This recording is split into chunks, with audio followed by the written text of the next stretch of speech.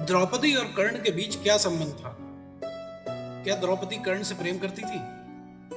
बहुत से ऐसे चैनल और वेबसाइट्स पर यह उल्लेख मिलता है कि कर्ण और द्रौपदी एक दूसरे से प्रेम करते थे। कहीं कहीं तो यह भी लिखा हुआ है कि एक बार द्रौपदी अपनी सहेलियों के संग भ्रमण के लिए जंगल में गई हुई थी। वहीं द्रौपदी और कर्ण ने एक दूसरे को पहली बार देखा और उन्हें प्रेम हो गया। हालांकि किसी भी धार्मिक ग्रंथ, शास्त्र और महाभारत में ऐसी किसी भी घटना का कोई प्रमाण नहीं है। द्रौपदी को शुरुआत से ज्ञात था कि उनका विवाह अर्जुन के साथ होना है, परंतु जब उन्हें यह समाचार मिला कि पांचों पांडव और उनकी माता कुंती वाणाव्रत में स्थित लाक्षागृह, जो कि लाख का महल था, उसमें जलकर उनकी मृत्यु हो गई है, तब द्रौपदी बहुत दुखी हुई। जब द्रौपदी का स्वयंवर हुआ तब दुर्योधन ने कर्ण को भी उसमें भाग लेने के लिए प्रेरित किया, क्योंकि वह चाहता था कि कर्ण का विवाह द्रौपदी के साथ हो जाए, जिससे राजा द्रुपद के साथ उसका रिश्ता मजबूत हो जाए।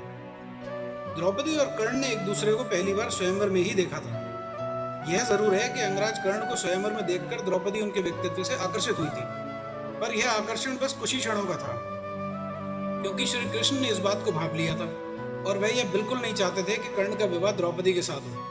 इसलिए उन्होंने कर्ण के सूतपुत्र होने की खबर द्रौपदी के भाई धृष्टद्युम्न तक पहुंचा दी, जिसके बाद धृष्टद्युम्न ने कर्ण का अपमान किया और यह कहकर कि यह प्रतिस्पर्धा क्षत्रियों के लिए है और इसमें सूतपुत्र भाग नहीं ले सकता है, कर्ण को स्वयंवर में भाग नहीं लेने दिया।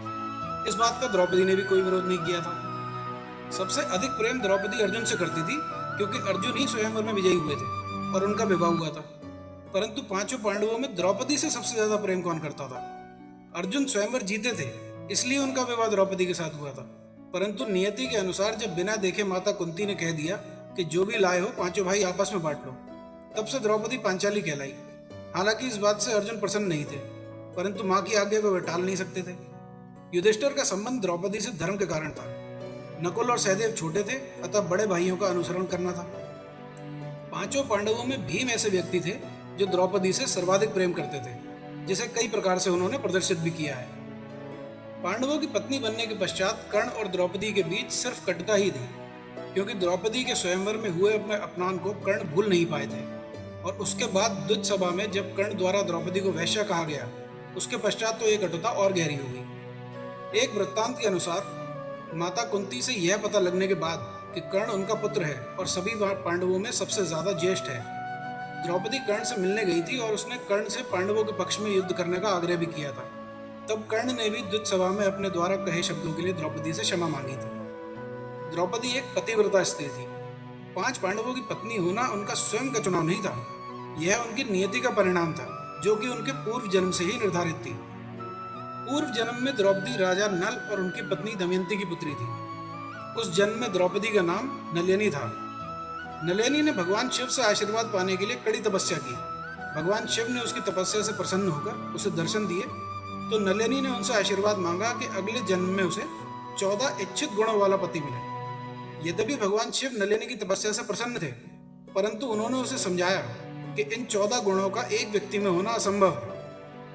किंतु जब नलिनी अपनी जिद पर अड़ी रही, तो भगवान शिव ने उसकी इच्छा पूर्ण होने का आशीर्वाद दे दिया। इस अनूठे आशीर्वाद में अधिकतम 14 पति होना और प्रतिदिन सुबह स्नान के बाद पुनः कुंवारी होने का वरदान भी था। इस प्रकार द्रौपदी पंचकन्या में एक बन गई। नलिनी का पुनर्जन्म द्रौपदी के रूप में हुआ। द्रौपदी के इच्छित 14 गुण पांचों पांडवों में थे। जैसे युधिष्ठिर धर्म के ज्ञानी थे, भीम 1000 हाथियों की शक्ति से परिपूर्ण थे, अर्जुन एक अद्भुत योद्धा और वीर पुरुष थे, सहदेव उत्कृष्ट ज्ञानी थे और नकुल कामदेव के समान सुंदर थे। कई जगह आज भी द्रौपदी की पूजा करी जाती है। दक्षिण भारत के कुछ राज्यों, कर्नाटक, आंध्र प्रदेश, तमिलनाडु और आज भी इन जगहों पर द्रौपदी की पूजा होती है। इसलिए ऐसी किसी भी भ्रामक जानकारी को सत्य न माने कि द्रौपदी और कर्ण के बीच कोई संबंध था या वे एक दूसरे से प्रेम करते थे। पंचकन्या कौन है और द्रौपदी को किसका अवतार मानकर आज भी पूजा जाता है, इस जानकारी के लिए हमारी दूसरी वीडियो, जो कि अंत में स्क्रीन पर दिख रहा है, जिसका लिंक डिस्क्रिप्शन में दिया गया है, उस पर क्लिक करें। उम्मीद है आपको हमारे द्वारा दी गई जानकारी पसंद आई होगी। ऐसी ही और रोचक जानकारियों और धार्मिक कहानियों के लिए हमारे चैनल को सब्सक्राइब करें, वीडियो को लाइक करें और ज़्यादा से ज़्यादा शेयर करें।